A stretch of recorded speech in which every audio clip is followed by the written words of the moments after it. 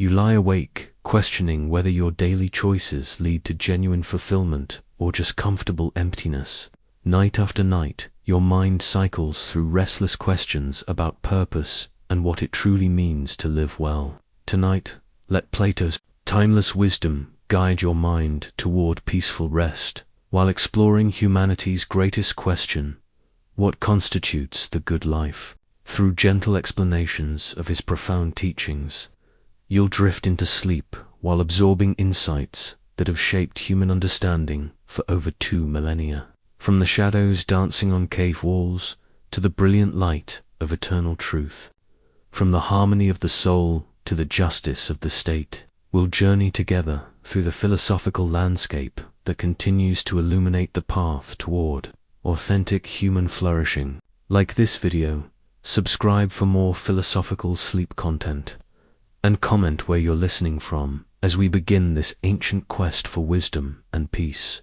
As you settle deeper into comfort, let us begin with a young man walking the marble streets of ancient Athens, his mind wrestling with questions that would reshape human thought forever. Born into aristocracy around 428 BCE, Plato could have chosen a life of political power and material comfort, yet something deeper called to him: hunger for truth that no amount of worldly success could satisfy. Athens in Plato's youth was a city torn between glory and chaos.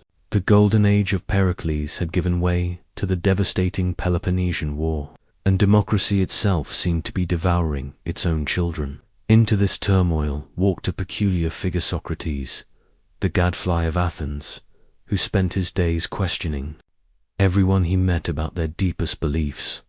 When Plato first encountered Socrates, he experienced what can only be described as a philosophical awakening. Here was a man who cared nothing for wealth or status, who dressed simply and owned almost nothing, yet who possessed a kind of wisdom that made the city's most powerful men appear as children fumbling in the dark. Socrates taught not through lectures, but through questions and less, probing questions that revealed how little anyone truly understood about justice, courage, beauty, or the good life. For nearly a decade, Plato followed his master through the agora and symposiums of Athens, watching as Socrates demonstrated that wisdom begins with admitting ignorance. The older philosopher had been declared the wisest man in Athens by the oracle at Delphi, yet Socrates claimed to know only one thing: that he knew nothing. This paradox would become central to everything Plato later taught about the pursuit of truth. Then came the devastating blow that would define Plato's entire philosophical mission. In 399 BCE, the democracy of Athens, that same democracy Socrates had spent his life trying to improve through questioning and dialogue, condemned him to death on charges of corrupting the youth and introducing new gods. Plato watched in horror as his beloved teacher chose death over abandoning his philosophical practice, drinking the hemlock with the calm acceptance of a man who had truly learned how to live this moment. The death of Socrates became the founding trauma and inspiration of Western philosophy.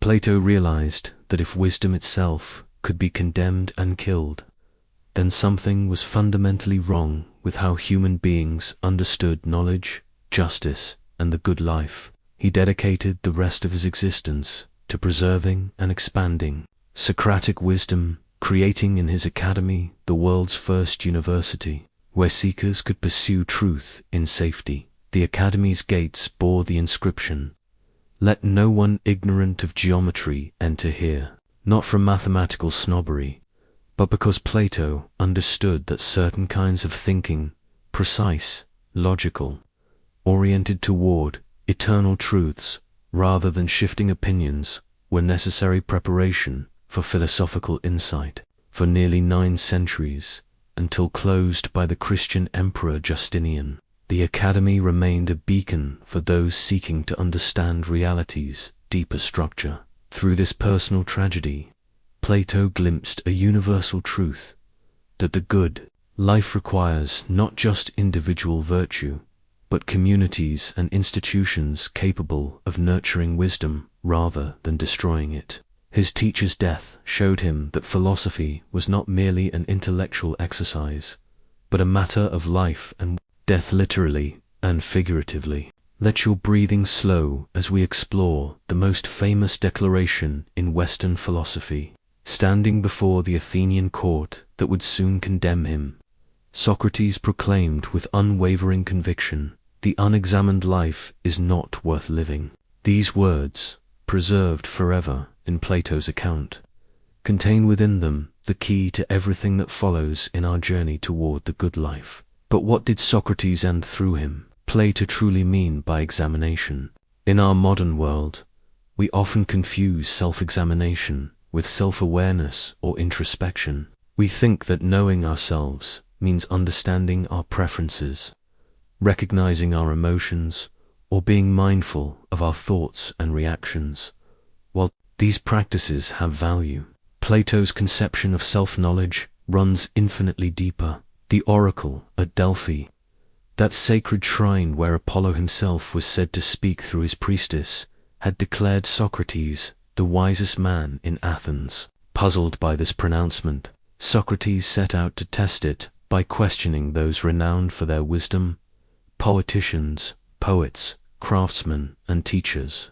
What he discovered revolutionized human understanding of knowledge itself. Each person, Socrates questioned, believed they possessed knowledge they did not actually have. The politician thought he understood justice, but could not define it. The poet believed he grasped beauty, but crumbled under careful questioning. The craftsman knew his trade, but assumed this gave him wisdom about life itself. Only Socrates, among all those he questioned, recognized the vast extent of his own ignorance. This recognition, knowing that you do not know, became the foundation of Socratic wisdom and the starting point for any genuine examination of life.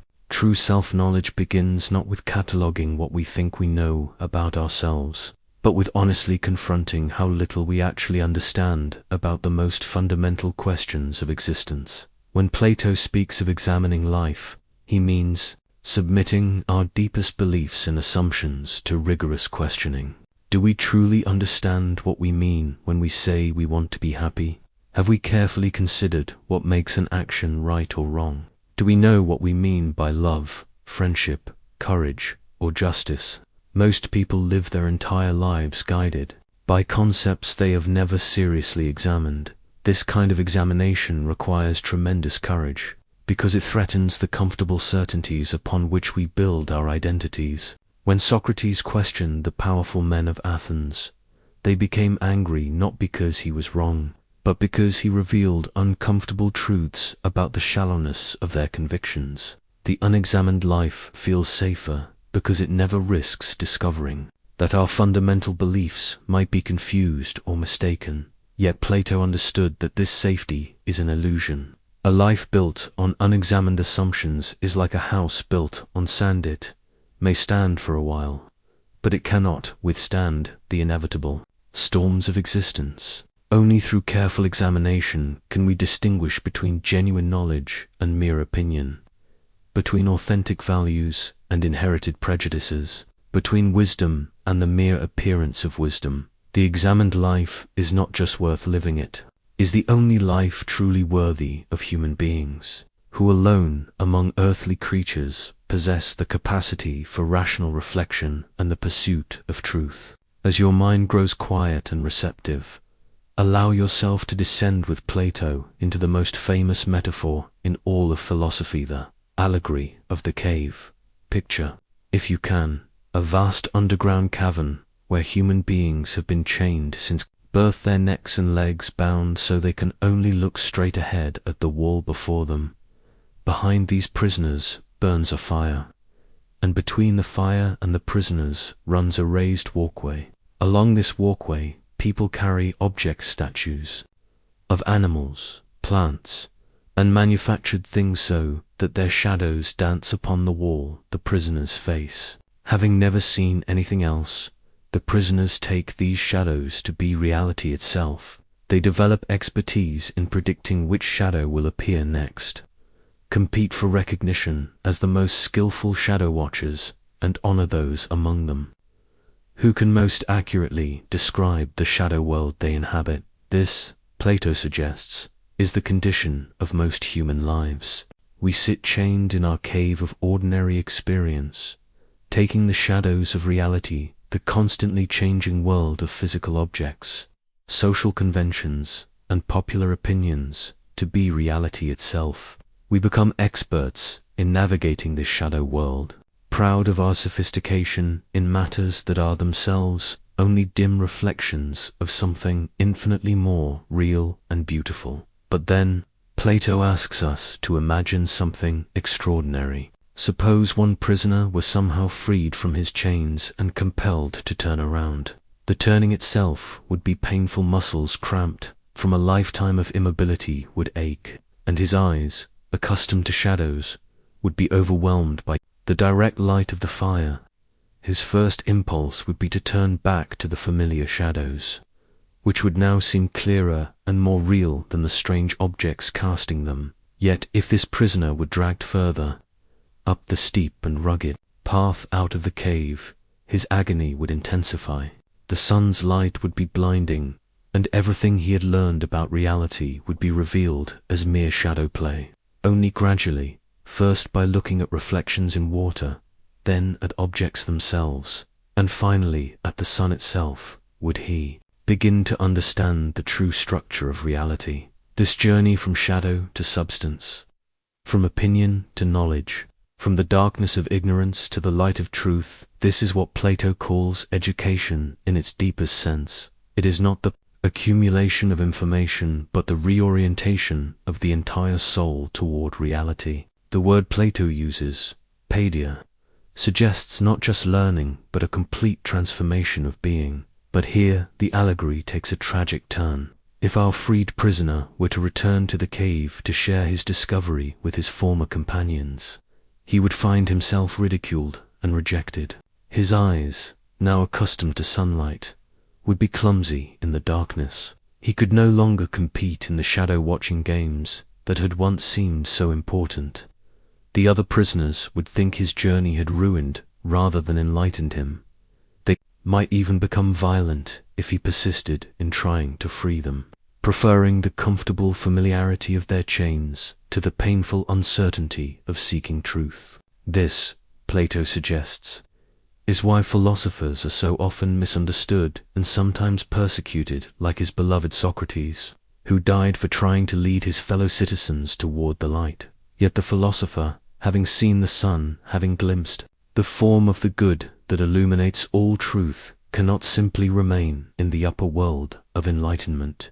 Love of wisdom creates an obligation to return to serve those still chained in darkness, even at the cost of being misunderstood or rejected. The cave allegory reveals that what we casually call real life, our daily concerns with career advancement, social status, material possessions, and popular approval, may itself be a kind of shadow world that distracts us from encountering reality in its fullness. The good life requires the courage to question whether our normal preoccupations might be keeping us chained in comfortable illusions. Allow your awareness to turn inward now as we explore Plato's profound insight into the architecture of the human soul. Like a skilled physician examining the body's systems, Plato discovered that the soul contains not one but three distinct parts, each with its own desires, capacities, and proper function in creating the good life. Imagine, as Plato did, a chariot pulled by two horses and guided by a charioteer. This beautiful metaphor reveals the soul's internal dynamics more clearly than any abstract analysis. The charioteer represents reason, that highest part of the soul capable of wisdom, understanding, and contemplation of eternal truths. The two horses represent the soul's other parts, one noble and spirited, the other base and appetitive. The rational part of the soul, what Plato called the logistikon, naturally seeks truth, wisdom, and understanding. Located metaphorically in the head, It desires to contemplate the eternal forms and understand reality's deeper structure. When properly developed, reason loves learning, delights in discovering connections between ideas, and finds its highest pleasure in philosophical contemplation. This part of the soul is naturally oriented upward, toward the divine and eternal. The spirited part, or Thymonides, dwells in the chest and manifests as our capacity for courage, indignation at injustice, ambition for honor, and competitive drive. This is the source of our emotions, not the base emotions of appetite, but the noble emotions that can align with reason or rebel against it. When properly ordered, spirit serves as reason's ally, providing the emotional energy needed to pursue wisdom and resist temptation.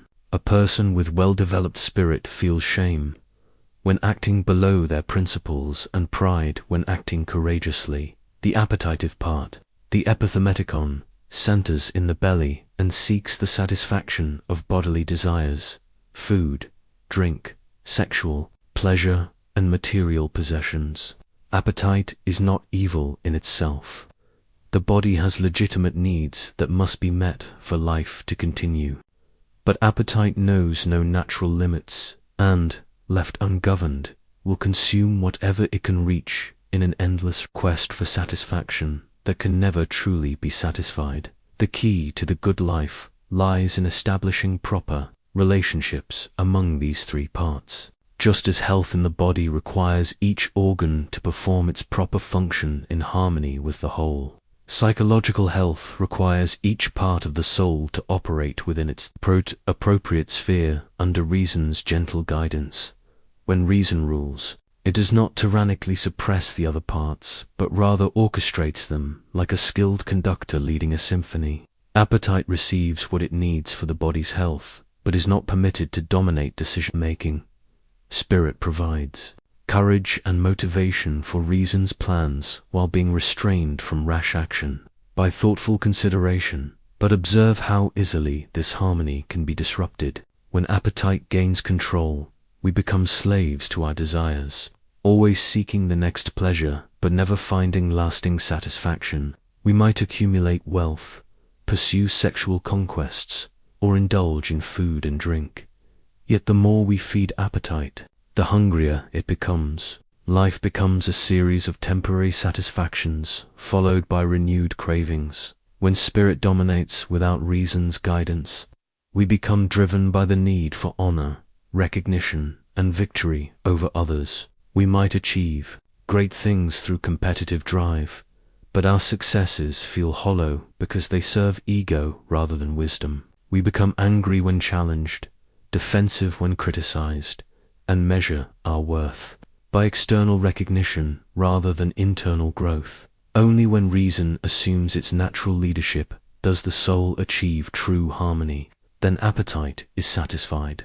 Within appropriate limits, spirit provides noble motivation for virtuous action, and the whole person moves steadily toward truth, beauty, and goodness. This internal harmony, not external circumstances, is what Plato identifies as the true source of happiness and the foundation of the good life. As your breathing becomes ever more peaceful, let us explore how the soul's harmony manifests in the four cardinal virtues, those fundamental excellences of character that have guided seekers of the good life for over 2 millennia.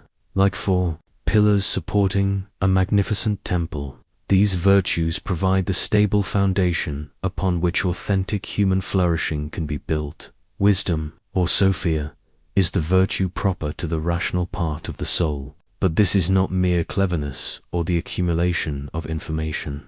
True wisdom involves the soul's ability to contemplate eternal truths, to distinguish between appearance and reality, and to understand the good that gives meaning and purpose to all existence. The wise person sees beyond the surface of things to their deeper nature and relationships. Wisdom manifests in practical life as sound judgment about what truly matters. The wise person is not deceived by wealth into thinking money creates happiness, nor by fame into believing recognition provides meaning. nor by pleasure into supposing that satisfying desires leads to fulfillment. Instead, wisdom recognizes that lasting happiness comes only from virtue itself, from the soul's alignment with truth and goodness. Courage, or Andrea, is the virtue of the spirited part of the soul. Again, this transcends mere physical bravery, or the absence of fear. True courage is the soul's power to hold fast to what reason recognizes as right, regardless of external pressures or internal temptations. It includes the courage to speak truth when lies would be more convenient, to act justly when injustice would be more profitable, and to pursue wisdom when ignorance would be more comfortable. The courageous person feels appropriate emotion at genuine injustice, shame when falling short of their principles, pride when acting nobly, but these emotions serve rather than master their commitment to virtue. They neither rush rashly into danger nor flee cowardly from necessary challenges, but respond to each situation with the degree of firmness that wisdom indicates is appropriate. Temperance, or sophrosyne, is the virtue that brings order to the appetitive part of the soul, far from being mere self-denial or asceticism. Temperance is the beautiful harmony that emerges when desires are satisfied in their proper measure and timing. The temperate person enjoys food without gluttony, appreciates beauty without lust, seeks prosperity without greed, and pursues pleasure without addiction. This virtue recognizes that happiness comes not from satisfying every desire, but from desiring what is truly good and being satisfied with what is sufficient. Temperance creates the internal spaciousness necessary for wisdom to operate and provides the self-discipline that courage sometimes requires. Justice, or dikoaision, is not a fourth virtue alongside the others, but rather the harmony of all three virtues working together. Justice in the soul exists when reason rules wisely, spirit supports courageously, and appetite obeys temperately. This creates the internal integrity from which all right action flows naturally. The just person does not struggle constantly against their desires or force themselves to act correctly through willpower alone. Instead, their entire being is oriented toward goodness so naturally that right action feels effortless and wrong action feels deeply uncomfortable. They give each part of themselves what it properly deserves, neither starving the body nor indulging it excessively, neither suppressing noble ambitions nor pursuing empty honors. These four virtues are not separate qualities to be developed independently, but aspects of a unified excellence of character. Like the colors in a perfectly woven tapestry, they interpenetrate and support each other. Wisdom without courage remains merely theoretical. Courage without wisdom becomes recklessness. Temperance without justice can become cold self-control. Justice without temperance cannot sustain itself. Together, these virtues create what Plato calls eudaimonia, word often translated as happiness, but meaning something closer to human flourishing or living well. This is not the temporary pleasure that comes from satisfying desires, nor the fleeting satisfaction of achieving goals, but the deep and lasting contentment that emerges when the soul is functioning as it was meant to function. Let your mind drift now into one of philosophy's most beautiful explorations, Plato's understanding of love as a ladder reaching from earthly desire to divine beauty. In his dialogue The Symposium, through the voice of the wise priestess, Plato reveals how even our most basic romantic longings can become a path toward the highest philosophical insight.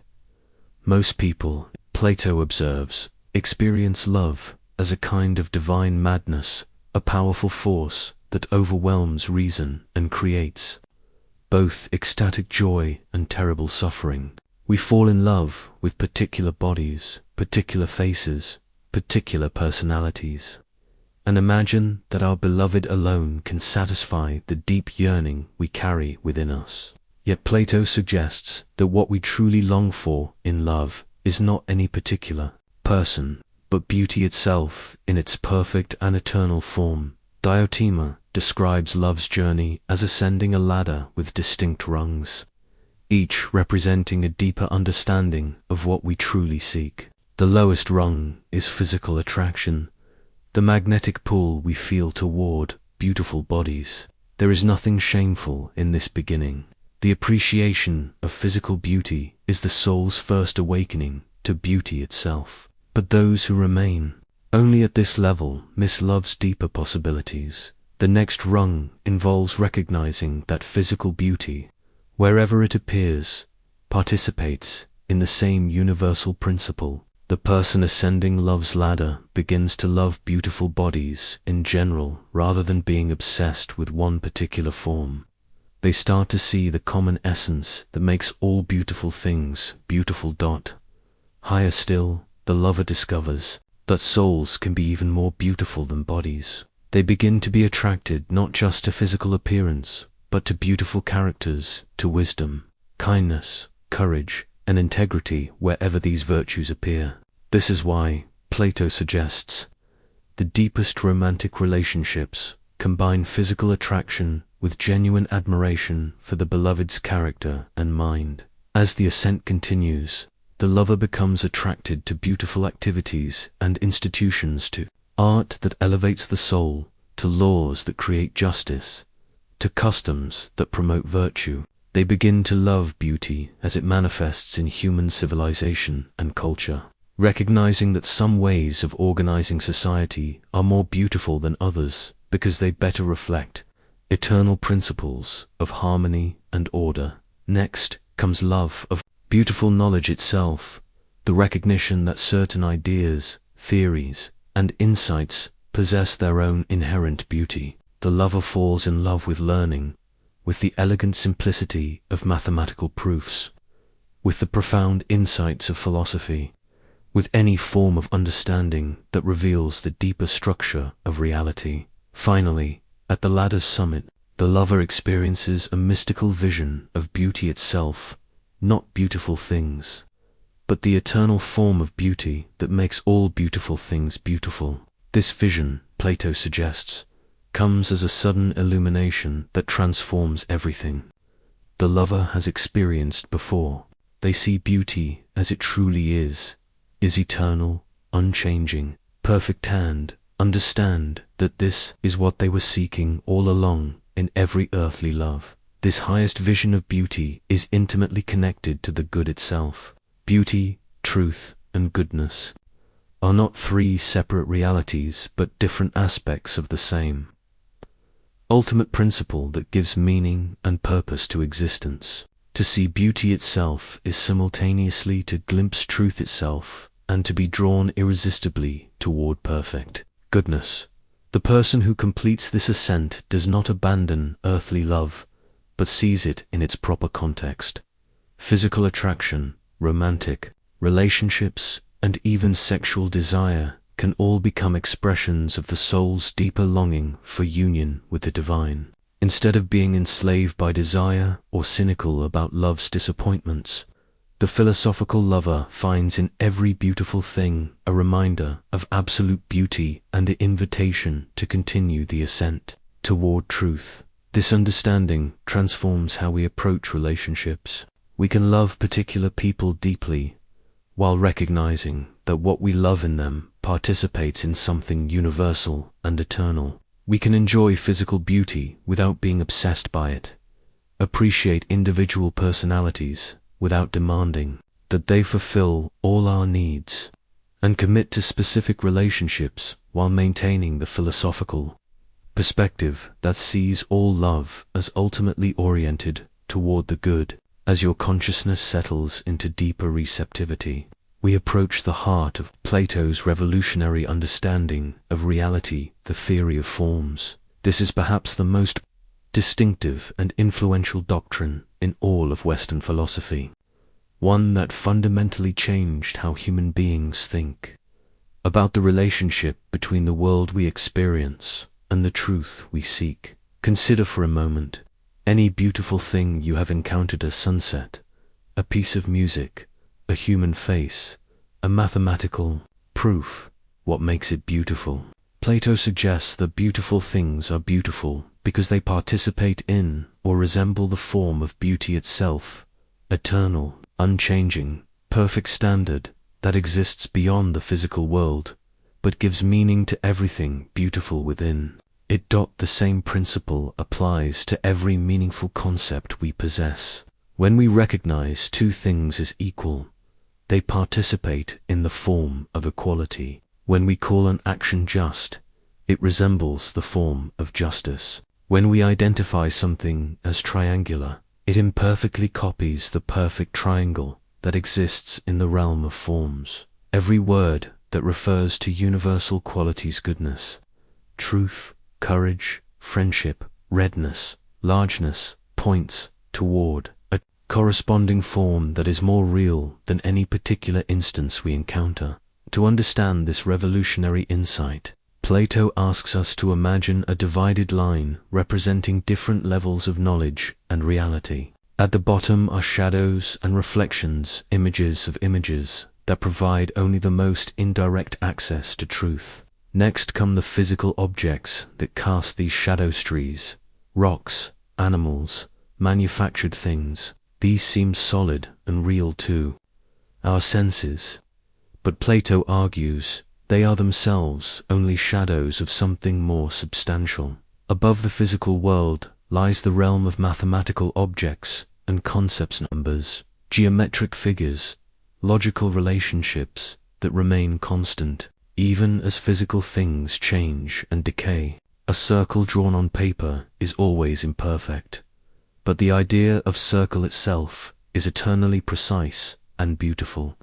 Mathematical knowledge gives us our first taste of eternal truth, unchanging principles that the mind can grasp with certainty. At the line's summit exist the forms themselves, justice itself, beauty itself, goodness itself, and ultimately the form of the good that illuminates and gives reality to all other forms. These are not mental constructs or human conventions, but the most real things that exist, the eternal patterns or archetypes that make the physical world intelligible and meaningful. This might seem abstract and remote from practical life, but Plato's theory of forms addresses the deepest questions of human existence. Why do we feel dissatisfied even when we achieve our goals? Because everything in the physical world is imperfect, temporary, and changing, only shadows of the perfection we truly seek. Why do we have moral intuitions about justice and goodness that transcend cultural conventions? Because our souls have some contact with eternal standards that exist independently of human opinion. Why does learning often feel like remembering rather than discovering something entirely new? Because, Plato suggests, our souls existed before birth in direct contact with the forms, and education is really a process of recollection, recovering knowledge we already possess at a deeper level, but have forgotten through immersion in physical existence. The theory of forms provides hope in several crucial ways. First, it assures us that our highest aspirations are not mere wishful thinking, but correspond to eternal realities. When we long for perfect justice, absolute beauty, or complete truth, we are not chasing illusions, but remembering our soul's true home. Second, it gives objective grounding to ethics. Moral standards are not arbitrary human constructs, but reflections of eternal principles accessible to reason. Third, it explains why philosophy and education are possible at all. If the physical world contained everything that existed, learning would be mere accumulation of sensory information. But because eternal forms exist as standards of truth and value, the mind can transcend immediate experience and grasp universal principles that remain constant across all particular circumstances. Most importantly, for the good life, the theory of forms reveals that authentic happiness cannot be found in accumulating physical pleasures or achieving temporal goals. True fulfillment comes only from aligning the soul with eternal realities, participating in beauty through appreciation of beautiful things.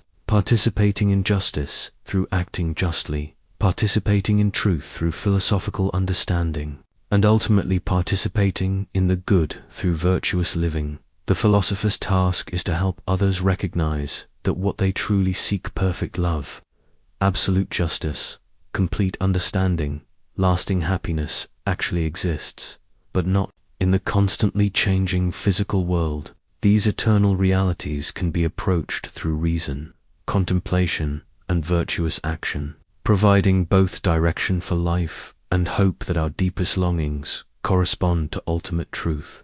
Allow your awareness to ascend now to the very pinnacle of Plato's philosophical vision, the form of the good, that ultimate reality which stands beyond being itself and illuminates all truth, knowledge, and existence. Like the sun in the visible world, the good is the source of everything that makes the intellectual world comprehensible and real. Plato approaches this highest mystery through analogy, recognizing that the good itself transcends direct description.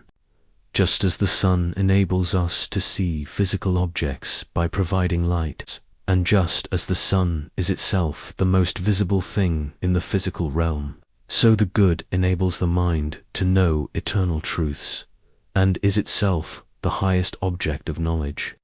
Yet just as looking directly at the sun can blind physical eyes, direct contemplation of the good overwhelms human understanding and can only be approached gradually through philosophical preparation. The good is not simply another form among many, but the source and standard that gives reality and intelligibility to all other forms. Justice is knowable as justice because it participates in goodness. Beauty attracts us because it reflects the good.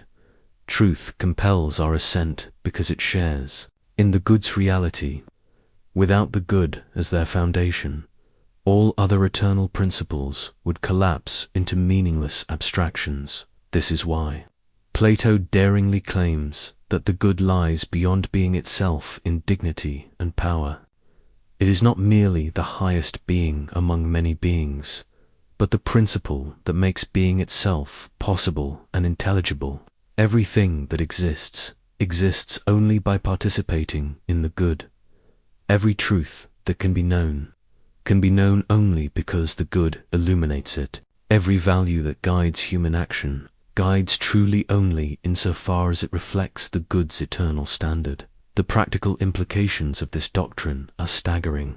It means that goodness is not a matter of personal preference, cultural convention, or arbitrary divine command, but is built into the very structure of reality itself. To act against the good is to act against the fundamental nature of existence. To align oneself with the good is to participate in ultimate reality and find one's proper place in the cosmic order. For the individual seeking the good life, glimpsing the form of the good transforms everything. All earthly pursuits, pleasure, honor, even knowledge itself are revealed as valuable only insofar as they participate in and lead toward absolute goodness. The person who has seen the good, even dimly, cannot be satisfied with anything less than living in harmony with ultimate truth. This vision explains why philosophers seem strange to ordinary people. Having caught sight of perfect goodness, they can no longer be fully engaged with the shadow play that occupies most human attention. They appear impractical because they measure earthly affairs against eternal standards. They seem otherworldly because their true citizenship is in the realm of forms rather than the realm of physical existence. Yet this apparent detachment from ordinary concerns actually qualifies philosophers to serve others in the deepest way possible. Only those who have seen the good can truly distinguish between appearance and reality, between what seems beneficial and what actually promotes human flourishing. Only those oriented toward ultimate truth can guide communities toward justice and individuals toward authentic happiness. The mystical dimension of Plato's philosophy emerges most clearly in his treatment of the good. While he insists that philosophy must remain rational and that truth can be approached through careful reasoning, he also acknowledges that the highest philosophical insight involves a kind of direct spiritual vision that transcends discursive thought. The soul that has been properly prepared through mathematical study, dialectical reasoning, and moral purification may suddenly glimpse the good itself in a moment of illumination that changes everything. This glimpse of ultimate reality is not merely an intellectual achievement, but a transformative encounter that reorients the entire personality. The person who has truly seen the good cannot return to their former way of life unchanged. They have touched the source of all meaning, purpose, and value, and this contact creates an unshakable foundation for living that no external circumstances can destroy. Plato suggests that this vision of the good is the soul's deepest longing and true destiny. All our searching for happiness, meaning, and fulfillment is really a search for reunion with the good, from which our souls originally came and to which they naturally belong. The good life is not ultimately about achieving particular goals or satisfying specific desires, but about returning to our proper relationship with ultimate reality itself. Let your mind now contemplate one of Plato's most elegant insights, the profound correspondence between justice in the individual soul and justice in the political community. Just as the human body reflects in miniature the same principles that govern the cosmos, so the structure of a just society mirrors the harmony that creates psychological health in the individual person. In Plato's ideal state, three distinct classes correspond to the three parts of the soul: the producers, farmers, craftsmen, merchants, and all those who create the material goods necessary for civilized life correspond to the appetitive part of the soul. Their excellence lies in temperance, in producing what is needed without excess or deficiency, and in being satisfied with their proper role in society's functioning. The guardians, or auxiliary class, are society's protectors and enforcers, corresponding to the spirited part of the soul. These are not merely soldiers, but individuals whose excellence lies in courage, the willingness to defend what is right and resist what is wrong, regardless of personal cost. They possess the noble emotions of righteous anger at injustice and appropriate pride in virtuous action. But these emotions are guided by wisdom rather than personal ambition. At the apex stand the philosopher rulers, corresponding to reason in the individual soul. These reluctant leaders possess the rare combination of philosophical wisdom and practical skill necessary to guide the community toward justice and flourishing. They have glimpsed the form of the good and understand how eternal principles apply to temporal circumstances. Their excellence is wisdom, and their motivation is not personal power, but love of truth and concern for the common good. Justice in the state emerges when each class performs its proper function excellently while respecting the contributions of the others. Producers focus on creating material prosperity without attempting to control political decisions. Guardians protect the community without trying to rule it. Philosopher rulers guide policy without engaging in commerce or accumulating private wealth. This functional harmony creates conditions in which every citizen can develop their particular talents while contributing to the whole community's flourishing. But here, Plato introduces a profound psychological insight. The state exists not merely as an external institution, but as a magnified reflection of the human soul. We create just or unjust political systems because our individual characters are just or unjust. Corrupt societies emerge from corrupt souls, while virtuous communities reflect the inner harmony of their citizens. Psychological development. This means that political reform must begin with personal transformation. Laws and institutions can encourage virtue or vice, but they cannot create justice in citizens whose souls lack internal harmony. A society of individuals driven primarily by appetite will inevitably become focused on material accumulation and consumption. Regardless of its formal political structure, a community of people ruled by unguided spirit will become aggressive and honor-obsessed. seeking to dominate others rather than seek truth. Only when enough individuals achieve the internal harmony that comes from reason's wise governance can a community embody genuine justice rather than merely managing competing interests through compromise and force.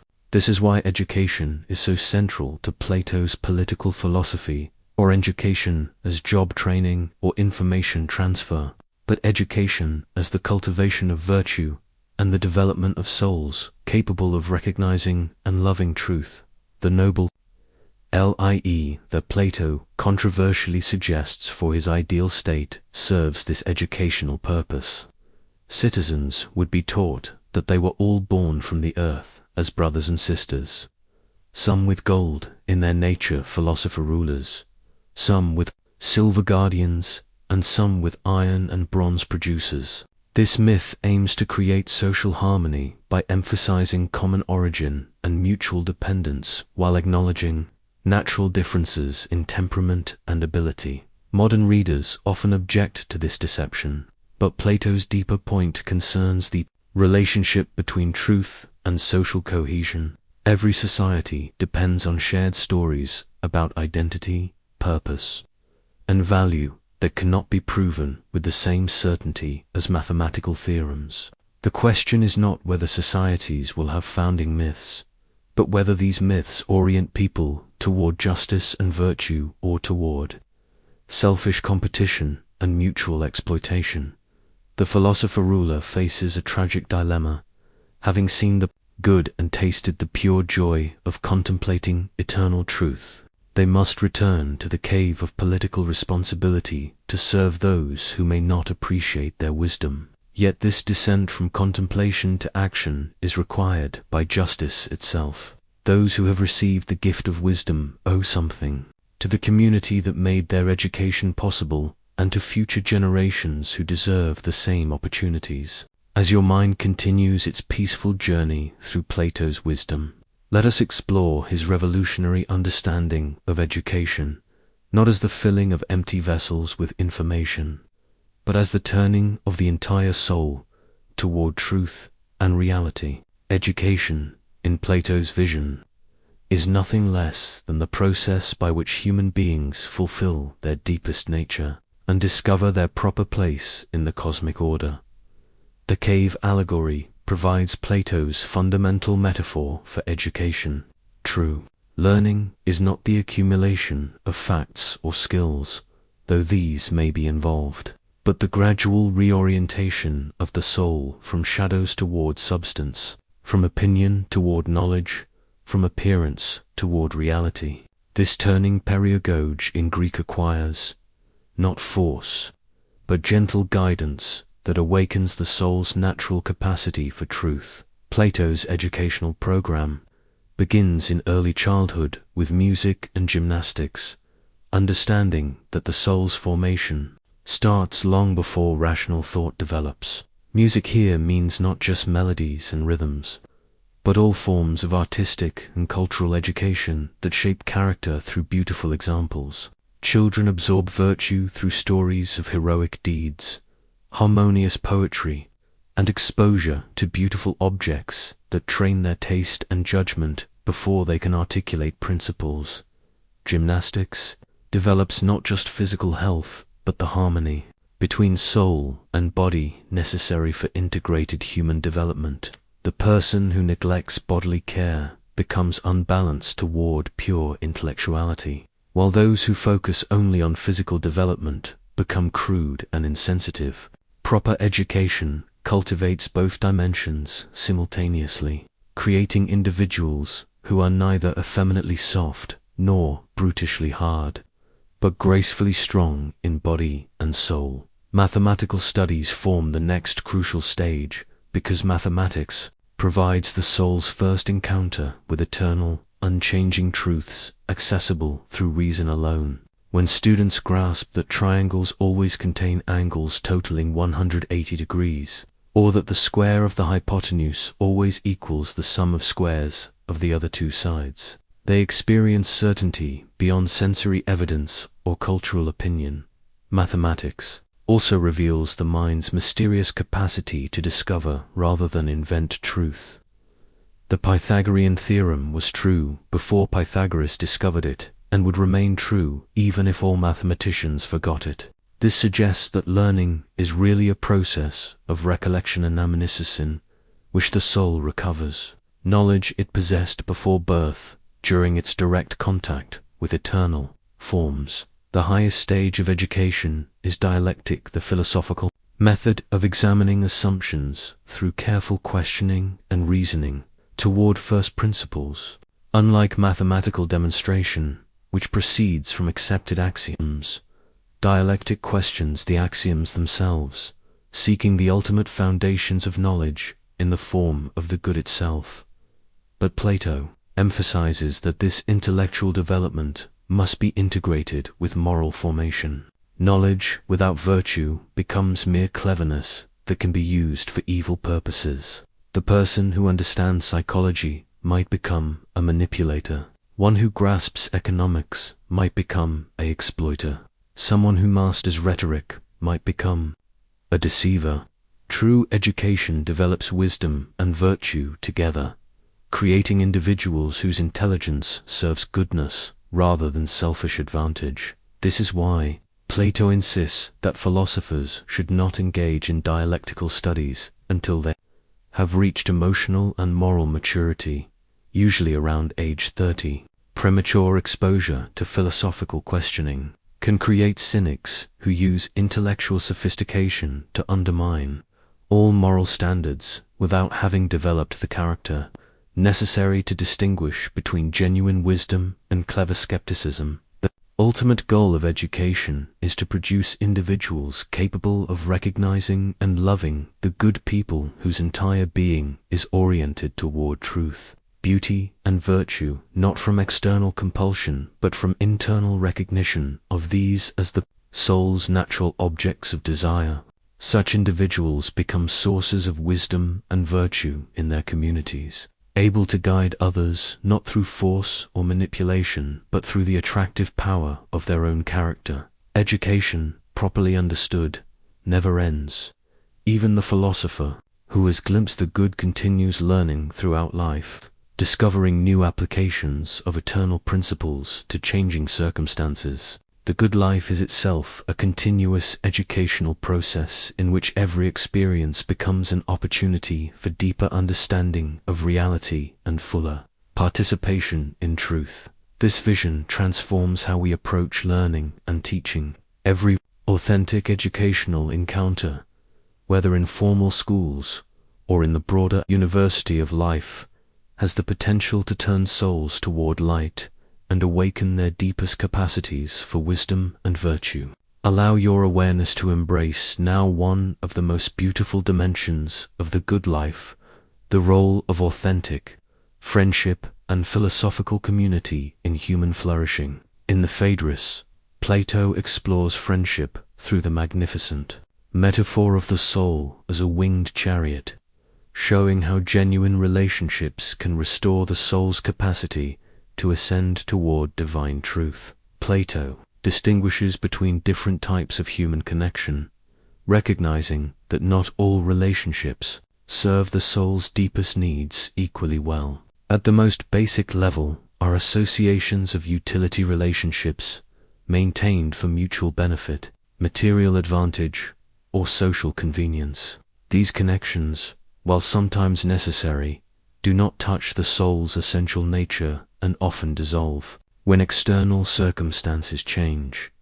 More significant are relationships based on pleasure friendships, rooted in shared enjoyments, common interests, or emotional compatibility. These bonds can bring genuine happiness and provide important support during life's difficulties. Yet they too remain somewhat superficial if they do not engage the participants. Deeper commitment to truth and virtue, the highest form of friendship, what Plato calls philosophical friendship, emerges between individuals who share a common love of wisdom and mutual commitment to each other's moral and intellectual development.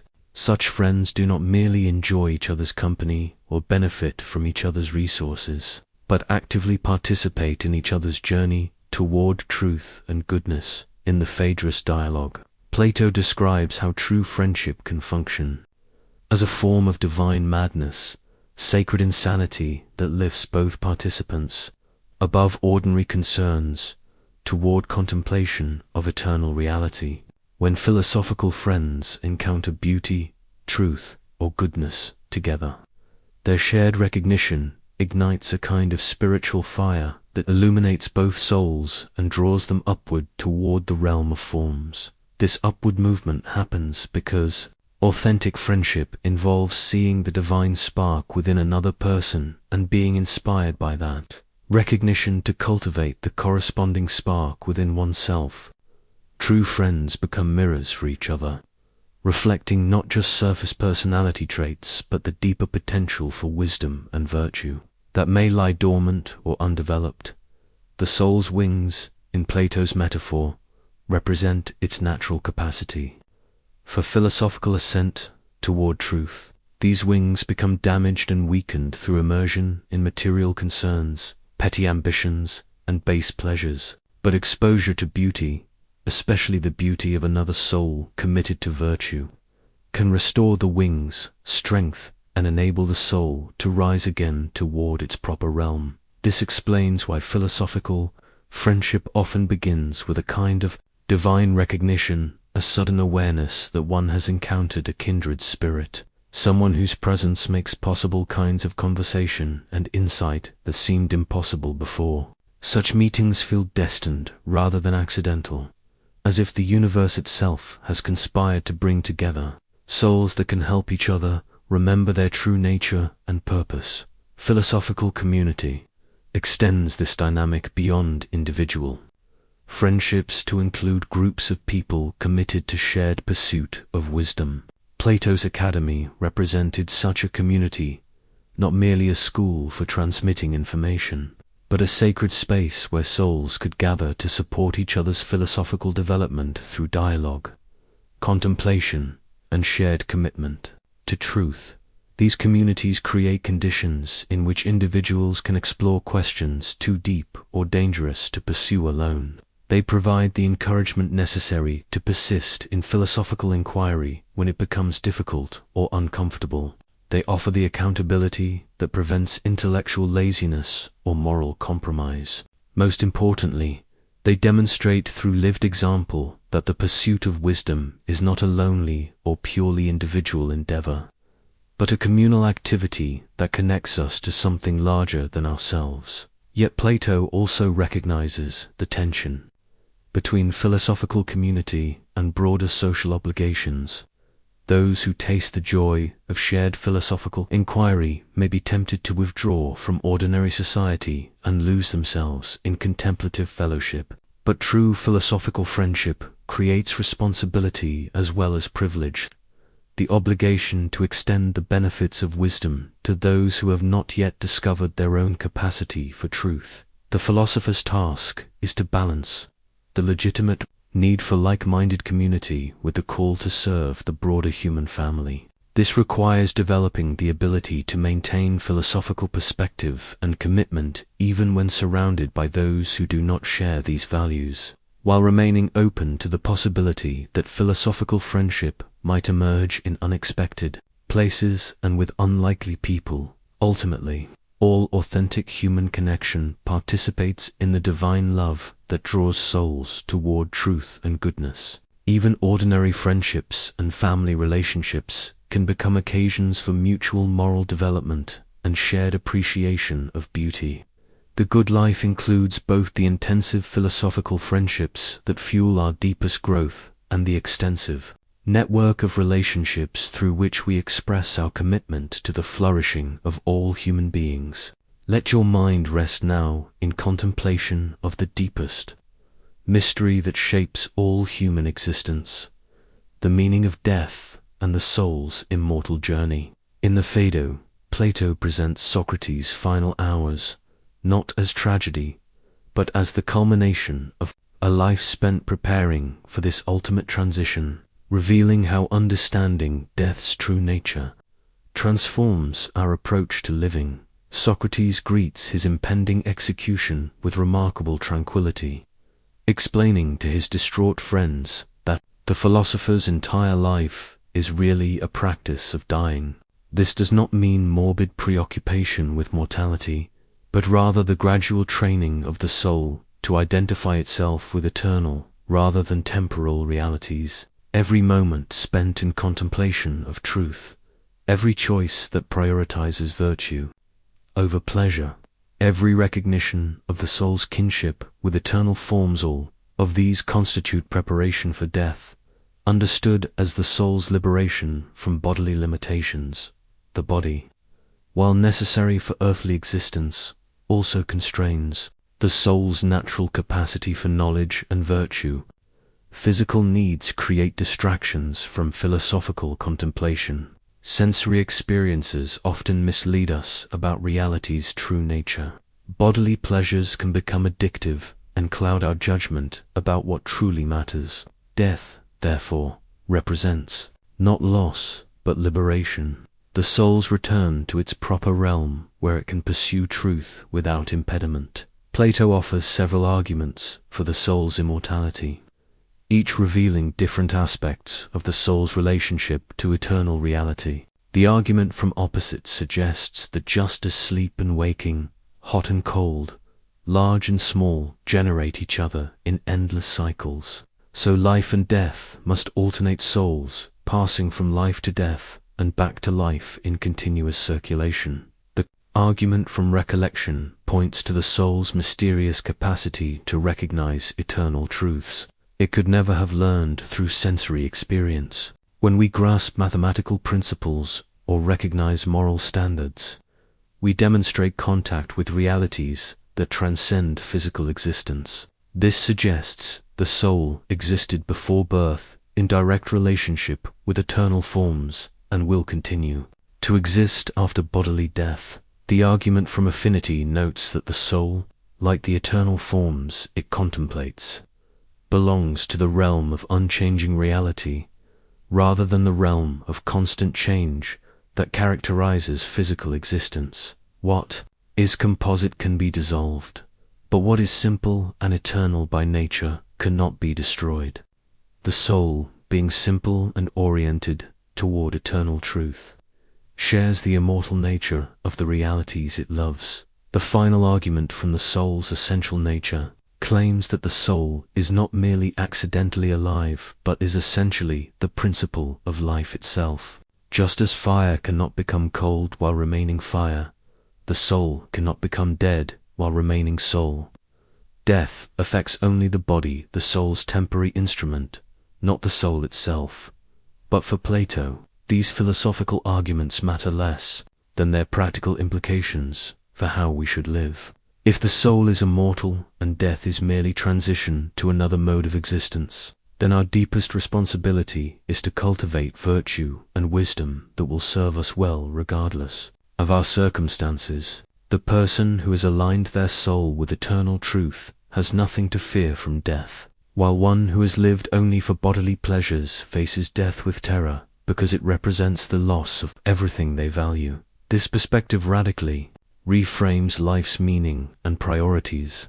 Wealth, fame, physical health, and social status, while not evil in themselves, become relatively unimportant compared to the soul's moral and intellectual development. Conversely, experiences that cultivate virtue, philosophical inquiry, moral courage, compassionate service, appreciation of beauty, gain cosmic significance because they prepare the soul for its eternal destiny. Death also loses its sting when understood as reunion rather than termination. The soul that has spent its earthly existence learning to love truth, beauty, and goodness returns after death to direct contemplation of these eternal realities. Instead of being cut off from everything meaningful, the soul finally achieves the complete knowledge and perfect virtue it could only approximate while embodied. For those who remain behind, this understanding transforms grief from despair into a mixture of sorrow at temporary separation and joy at the beloved's liberation. We mourn our loss while celebrating their gain, knowing that death cannot destroy the essential reality of those we love or sever the spiritual bonds created by shared commitment to truth and virtue. Most practically, belief in immortality creates accountability that transcends social convention and legal enforcement.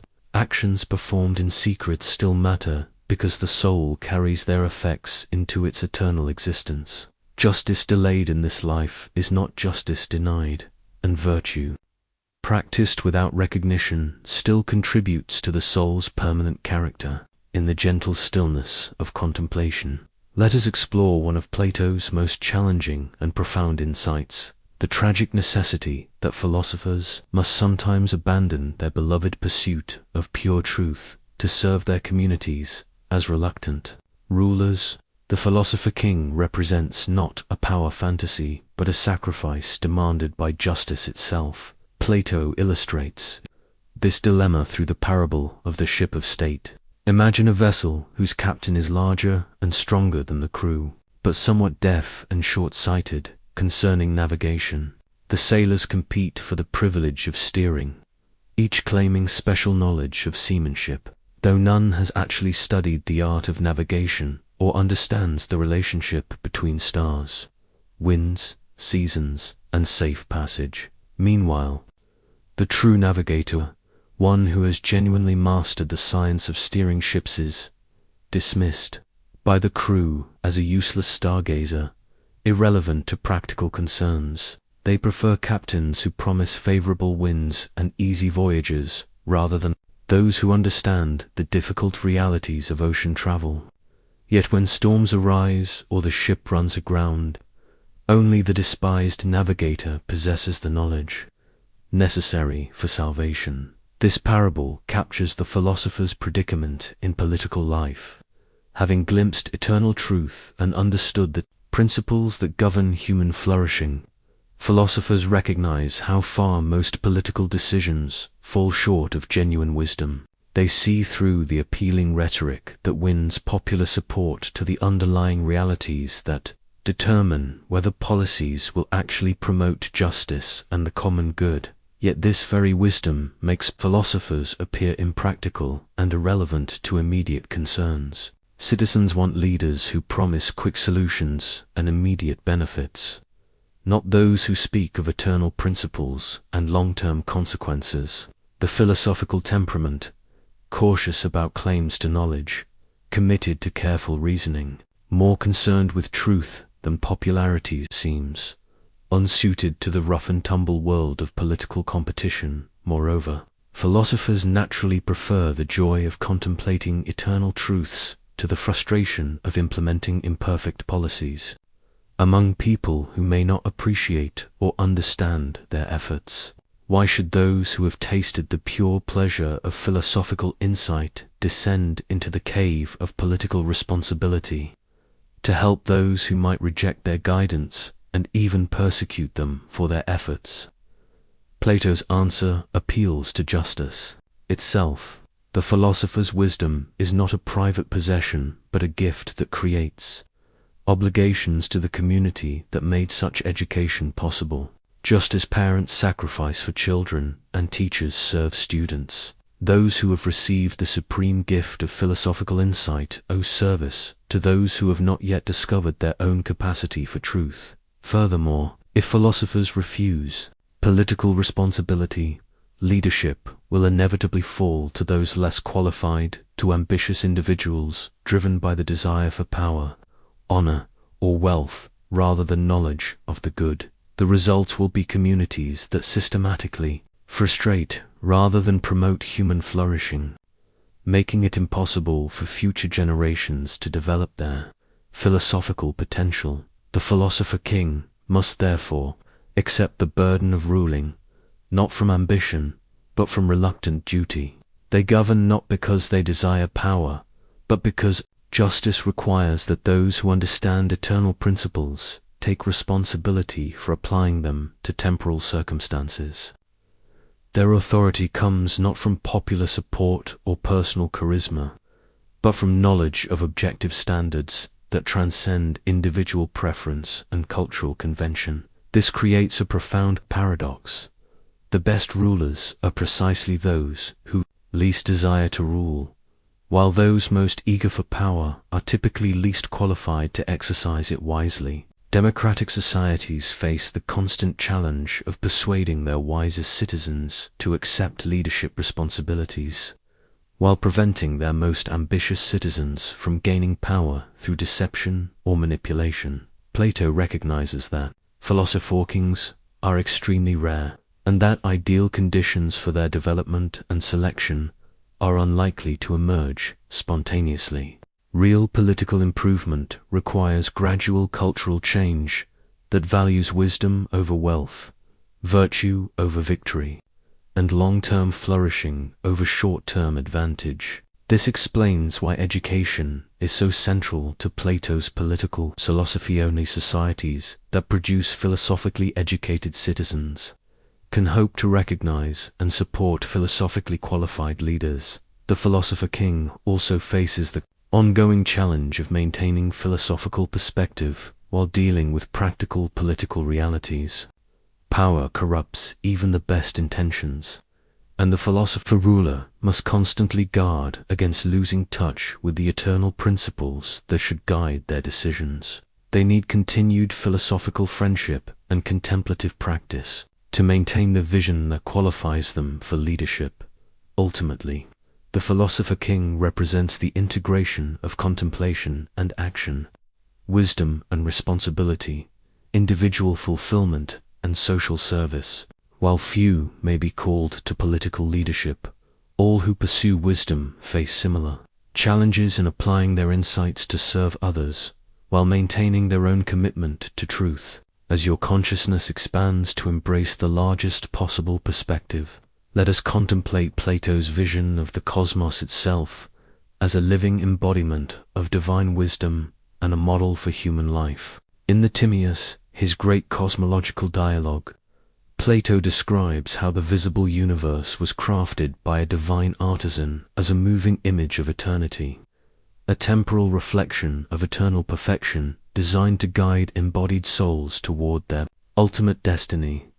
The cosmos, according to Plato, is not a random collection of matter and energy, but an intelligently ordered whole that reflects eternal principles of harmony, proportion, and beauty. Like a magnificent work of art, it reveals its creator's nature through every detail of its structure.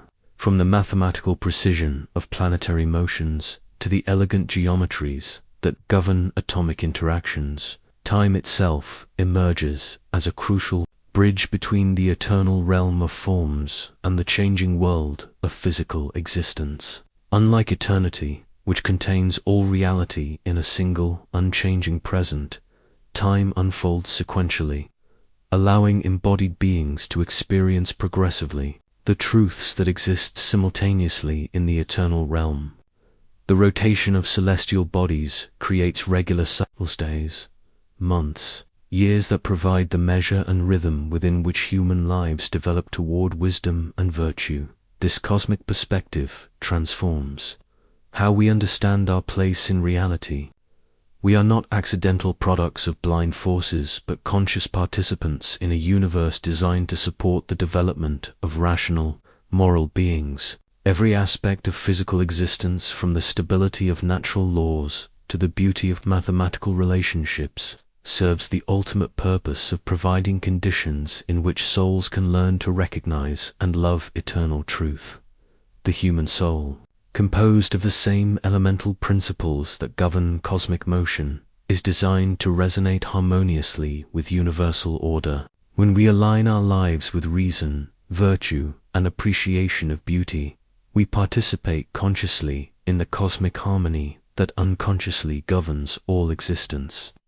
When we live chaotically, driven by uncontrolled appetites or disordered emotions, we fall out of alignment with our cosmic nature and create unnecessary suffering for ourselves and others. The mathematical structure underlying all physical phenomena provides the clearest evidence of intelligence pervading the universe. The same geometric principles that organize atomic structure also determine planetary orbits, creating patterns of relationship that the human mind can discover and appreciate. This mathematical beauty suggests that consciousness is not foreign to the universe but represents its deepest nature, becoming aware of itself. Plato's cosmic vision provides ultimate meaning for individual human lives by locating them within a grand narrative of cosmic development. Each soul's journey from ignorance to wisdom, from vice to virtue, from discord to harmony recapitulates on a personal scale the universe's own evolution from chaos to order.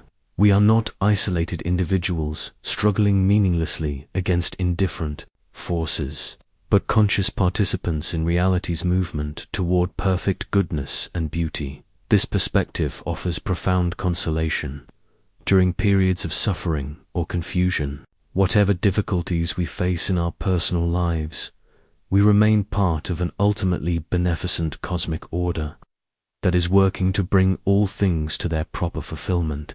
Our struggles with moral choice, our efforts to understand truth, our appreciation of beauty, all of these apparently small human activities participate in the universe's fundamental purpose. The cosmic vision also creates responsibility. If we truly understand our place in the universal order, we cannot remain indifferent to whether our choices support or undermine the cosmic good. Every decision to choose virtue over vice, truth over falsehood, beauty over ugliness contributes to reality's movement toward perfection.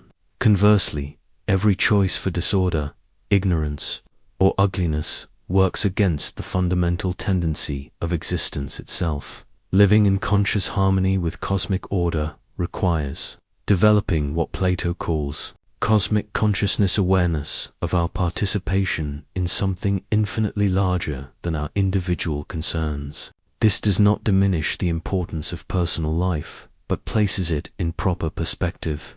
Our individual flourishing matters precisely because it contributes to the flourishing of the whole, while the health of the whole provides the context within which individual fulfillment becomes possible.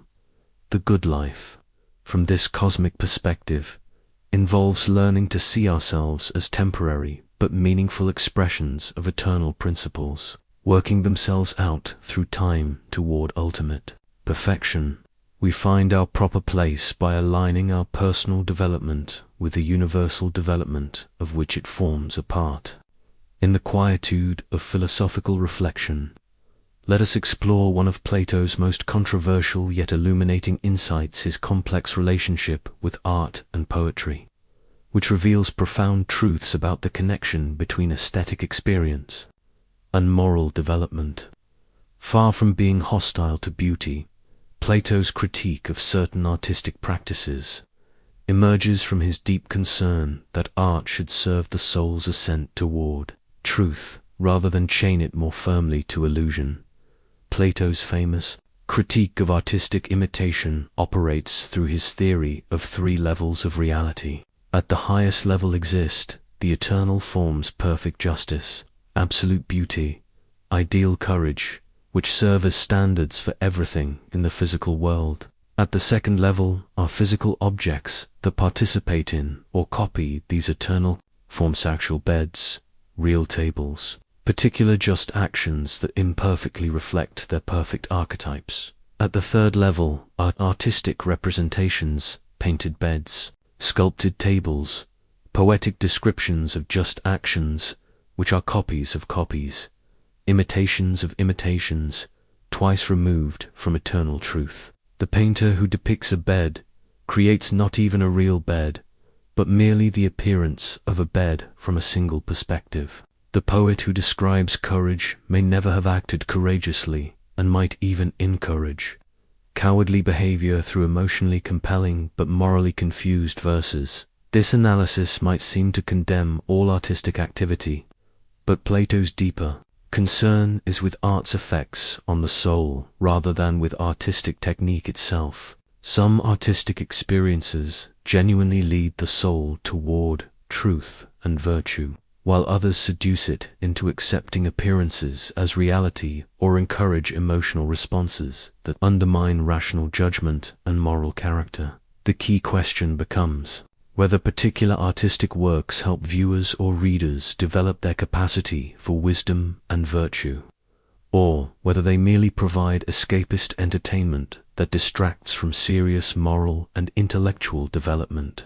Art that reveals eternal principles through beautiful particular examples serves philosophical education, while art that presents vice as attractive, or truth as relative, undermines the soul's orientation toward reality. Consider how different artistic works affect the soul's development.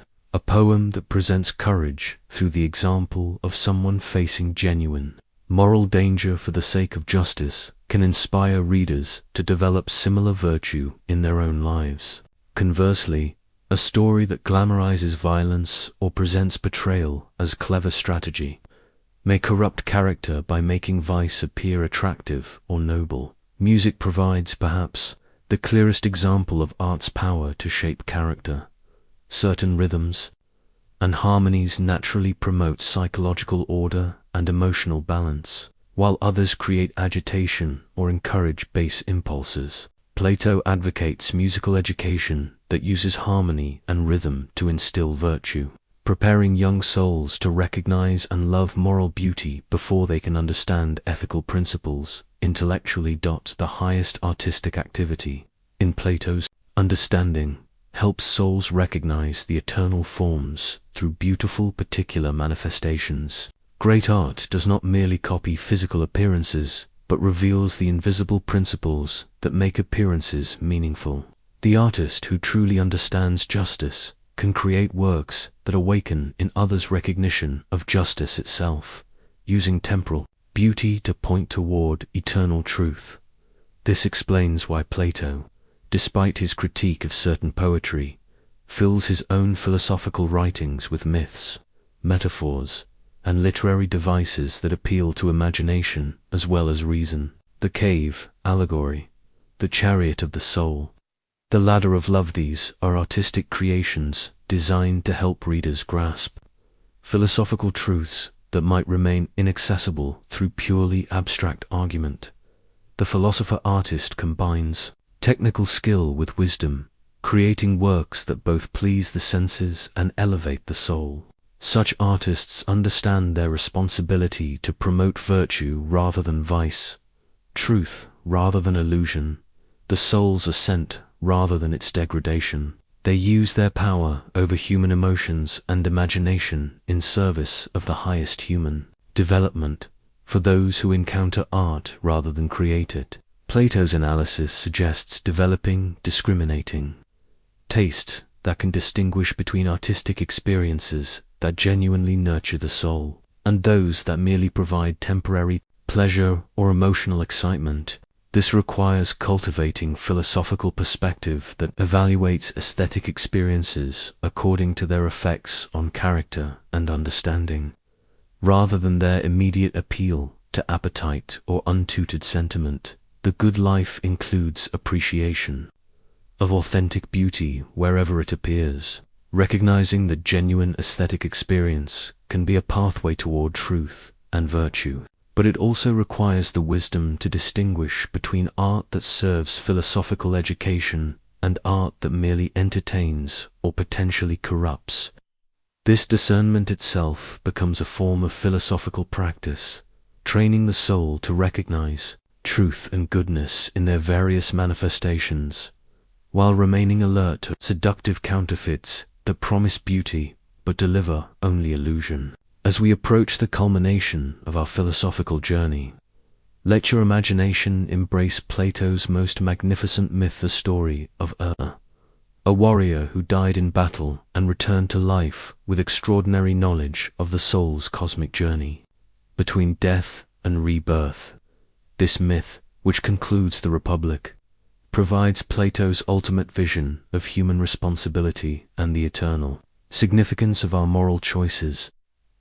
Describes witnessing souls departing their earthly bodies and traveling to a mysterious place where the cosmos reveals its fundamental structure.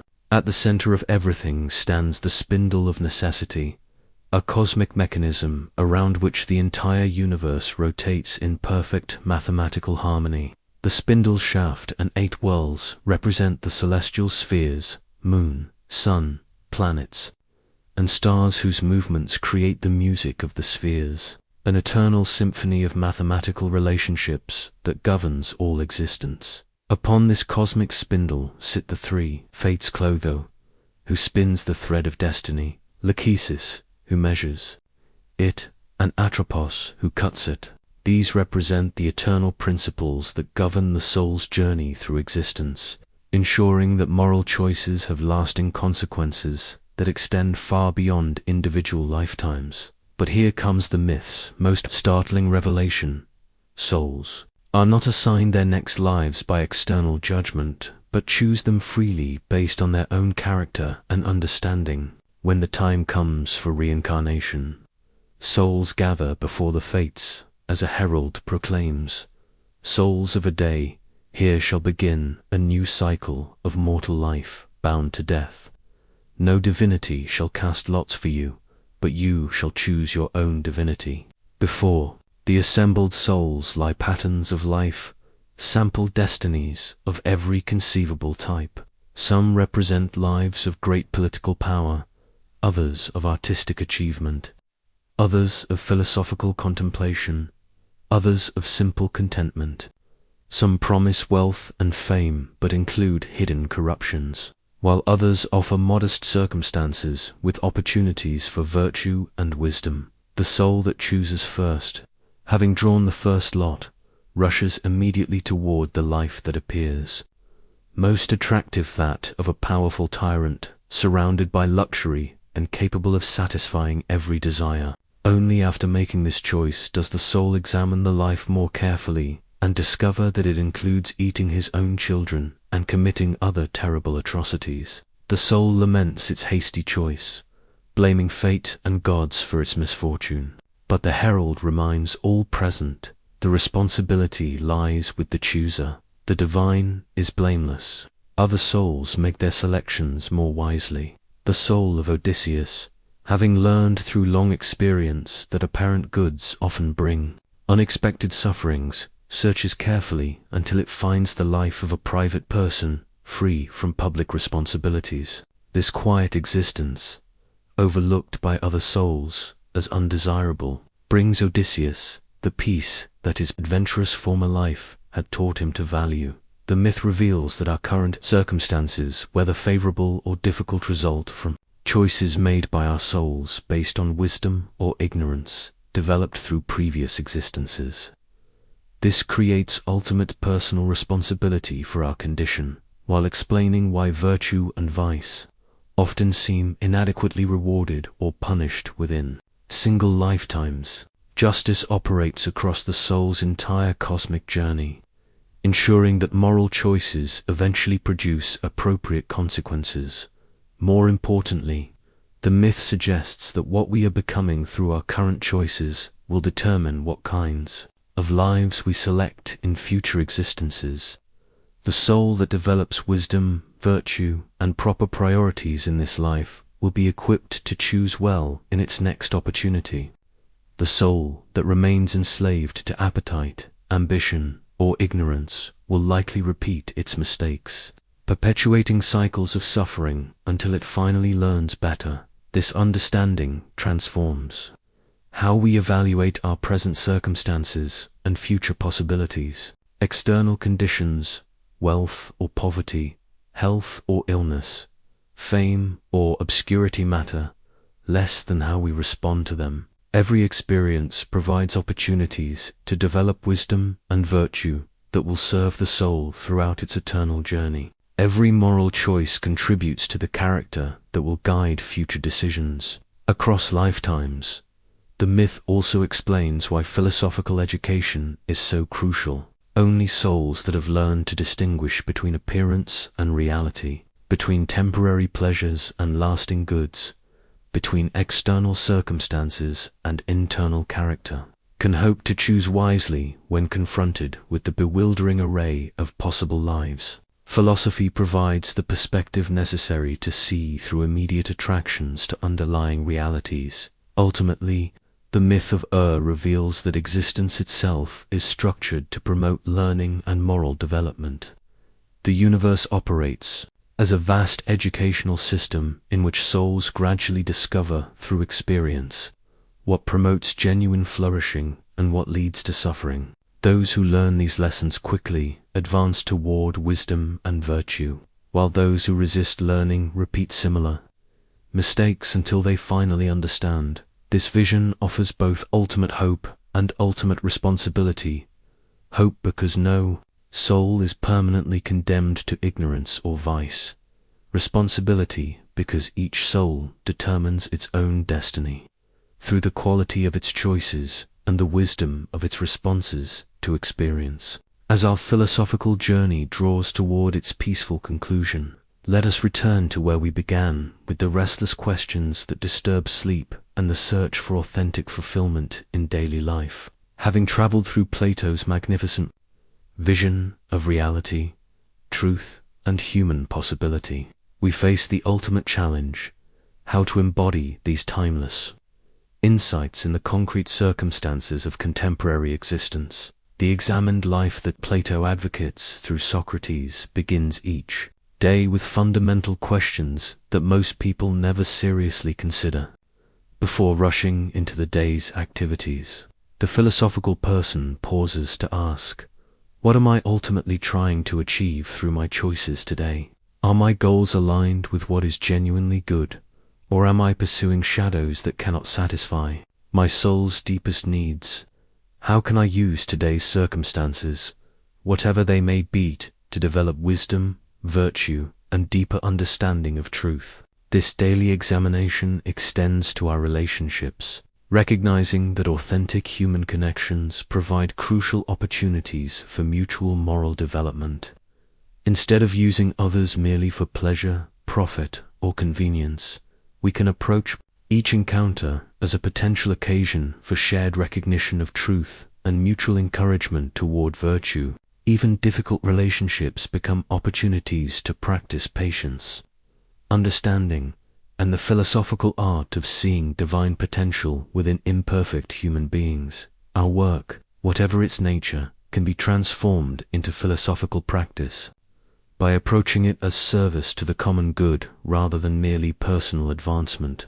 The teacher who understands Plato's vision of education sees every classroom interaction as an opportunity to turn souls toward truth. The business person who grasps the principle of justice seeks to create value for all stakeholders rather than maximize personal profit. The parent who appreciates the soul's immortal nature guides children not just toward worldly success, but toward wisdom and virtue that will serve them throughout their eternal journey. The choices we make about entertainment, consumption, and leisure time gain new significance when viewed through Plato's analysis of the soul's health.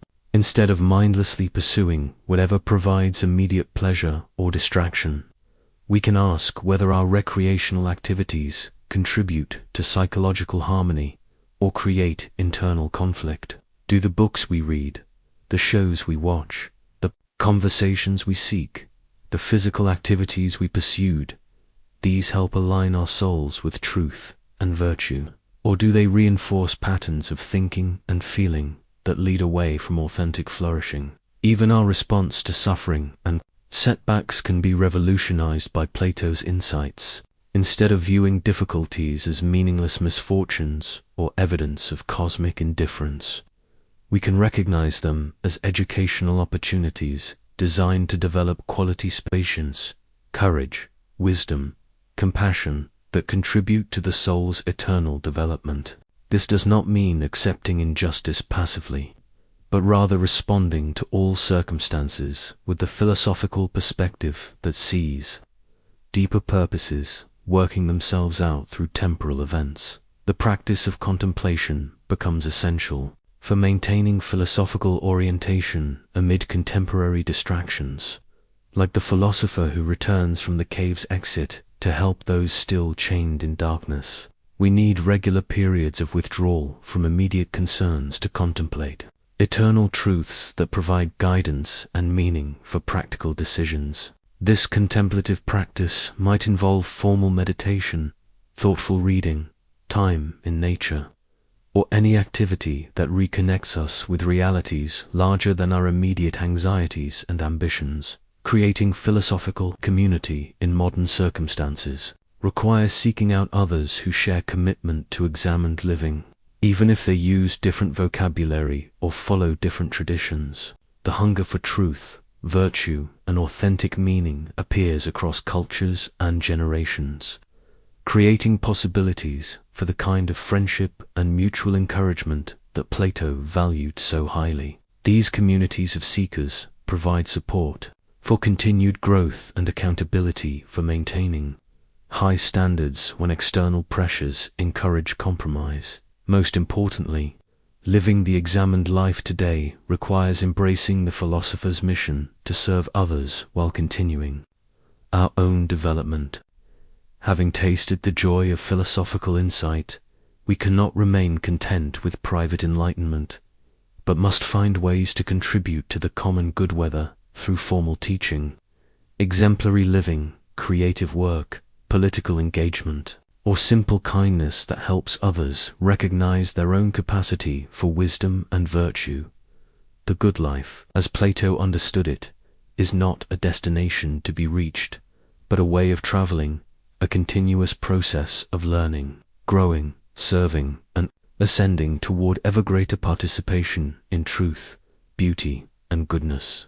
Each day offers new opportunities to practice the art of living well, to deepen our understanding of reality, and to contribute to the cosmic work of bringing order, harmony, and meaning into existence.